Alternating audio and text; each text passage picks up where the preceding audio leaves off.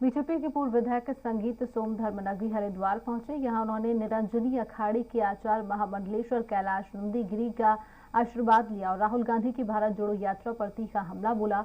उन्होंने कहा, यह भारत जोड़ो यात्रा कभी नहीं हो सकती क्योंकि इस यात्रा में देश के टुकड़े टुकड़े गैंग और भारत देश से गद्दारी करने वाले लोग शामिल होते हैं। वहीं शाहरुख खान की पठान फिल्म को लेकर कहा कि पठान बंधु सनातन परंपरा को खत्म करने का प्रयास करते हैं। ऐसे लोगों पर मुकदमा दर्ज कर उन्हें जेल भेजना चाहिए।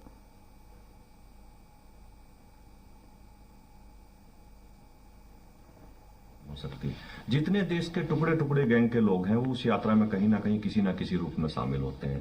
जितने लोग देश के साथ गद्दारी करने वाले लोग हैं वो किसी ना किसी रूप में उस यात्रा में शामिल होते हैं। जिसमें देश के गद्दार लोग शामिल होते हैं, जिसमें देश के को तोड़ने वाले, जो जेएनयू में आपने पीछे देखा जो टुकड़े टुकड़े गैंग के जितने लोग थे वो इस यात्रा में शामिल हुए हैं। शर्म की बात है कि इस तरीके की यात्रा को हम लोग भारत जोड़ो यात्रा का काम है। ये भारत तोड़ने वाले लोग हैं, कभी भारत जोड़ने की बात नहीं कर सकते।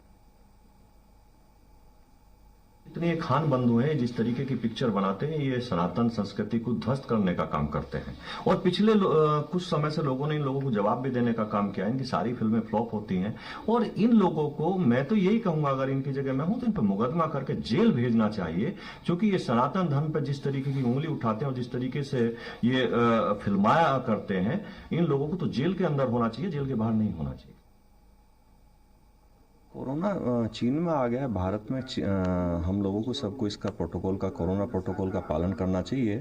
और कोई भीड़ तो ऐसा नहीं है कि भाई उसमें कोई भीड़ हो रही है, लेकिन 100 लोगों की भीड़ भी इकट्ठी नहीं होनी चाहिए। इसलिए राहुल जी को यही सलाह दूंगा कि वैसे तो आप देश के प्रति कभी सिंपैथी रखते नहीं हो, देश के प्रति कोई ऐसा काम नहीं करते जिससे देश का भला हो।